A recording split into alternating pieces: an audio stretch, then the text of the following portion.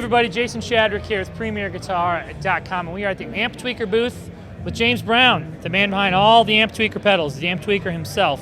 And we are looking at the Pressurizer, which is kind of a different pedal for you. Yeah, there's no real drive or... It's not really an overdrive. I have just a little bit of limiting at the end. I had to put in there to keep my namesake, but otherwise it's mostly just a clean compressor. Yeah, and unlike all the other pedals, it's not just a compressor, just an overdrive. You pack in as many different things as you can probably think of in this little box here. So let's start with just kind of the general overview of the controls and what they do. Okay, basically I get all these suggestions from customers, and we use that to build everything we do. And I kept hearing the same phrase over and over: can you make something that adds sustain without compression? Because what people want is sustain, but they don't like it to mess up the attack of their note. Mostly when you're going into a lead tone, it'll completely change the way the distortion sounds.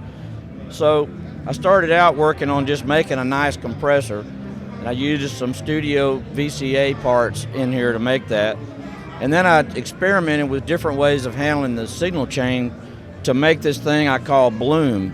And what the bloom does, it completely sucks the tone away at first, and then it gradually comes in, and then you mix that with the wet dry mix, and you actually can have the original sound normal, and then this bloom come in after the fact. And that's what we kind of heard on the very end of that intro part you were hearing. Right. So let's so we have the more normal volume, tone, sustain controls, and then below here you can see the limit, blend, and bloom. So right now the bloom is on. Well, the bloom's off, right? I had the bloom on a second ago. Here it is, just set completely wet. Kind of a normal compressor-y, but you can hear it does affect the attack a lot. Kind of a normal compressor sound. A lot of guys will mix it like this, and then it's kind of even and smooth, but it doesn't have as much sustain. So you're always balancing between how much sustain you can have and how much attack you can have. So here's when you turn the bloom on, the compressed side sounds like this.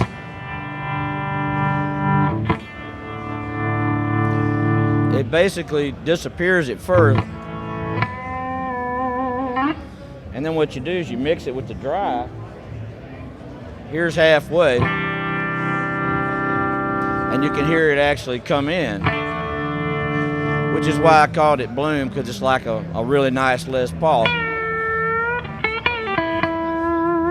Or like when the way steel guys use a volume pedal to make their note kind of swell in, you can get that effect with this.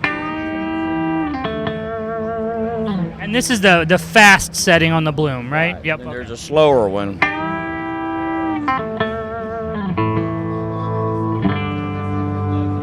And the attack is a little different on those two as well. So the other thing that this can do is when you're on the bloom setting, well, either setting on the compressor, there's an EQ. If you turn it up, then when the compression comes in, it's brighter.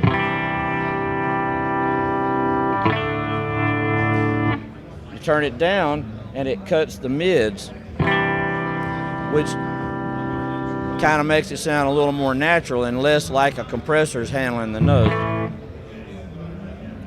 And then the final piece of the puzzle here is this output limiter.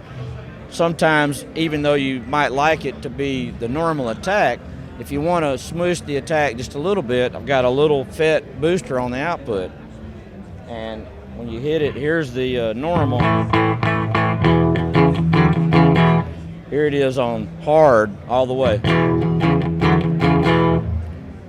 Off. And then soft is the sweet spot.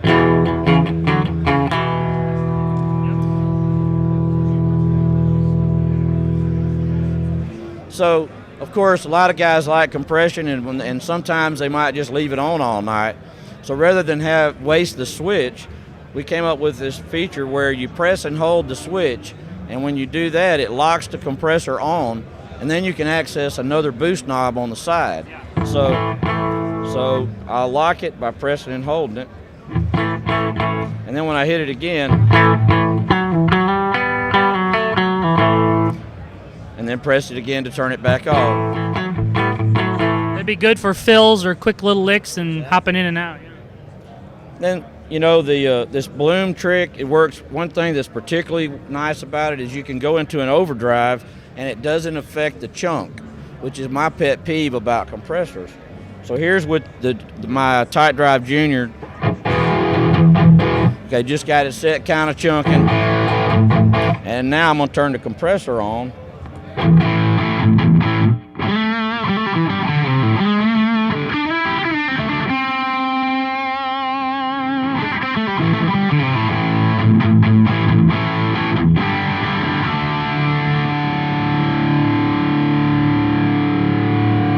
And then here's without it.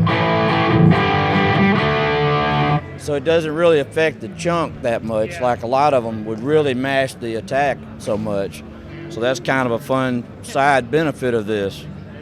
So yeah, you packed a lot in that pressurizer. What's going to be the availability and pricing on that? We're shooting for late February delivery, and they're going to be $209.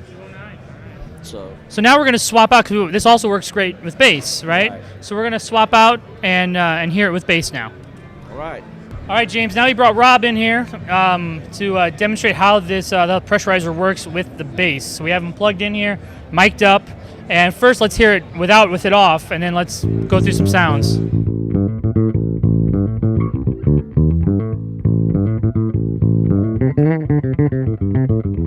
right, and now here's on.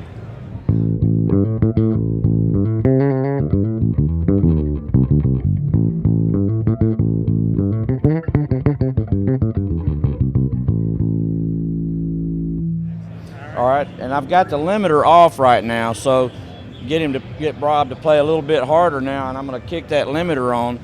I have it blended up just like I did the other one, where I'm using the bloom setting, and then I have it set mostly dry. Right on. So here it is with the output limiter on hard. That's on.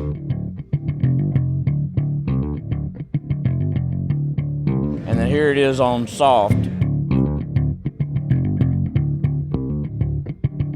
And this is off. So that just kind of limits the dramatic pops and stuff. Let's see if we can demonstrate some maybe long notes with the bloom feature.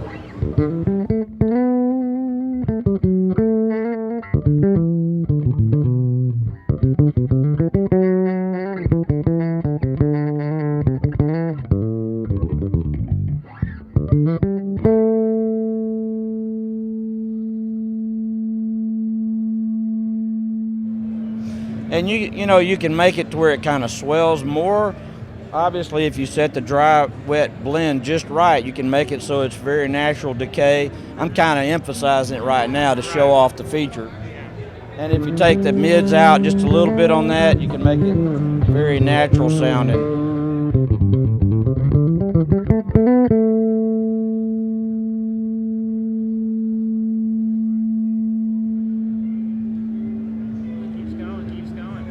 You're gonna run out of tape if you were using if you were using tape. That's right. All right, James. So where can people go online to find out more about the Pressurizer and everything else you guys make down there in Georgia? On Amptweaker.com. Right. All right, James. Thanks again, buddy. Thanks a lot. This is Jason Shadrick with PremierGuitar.com.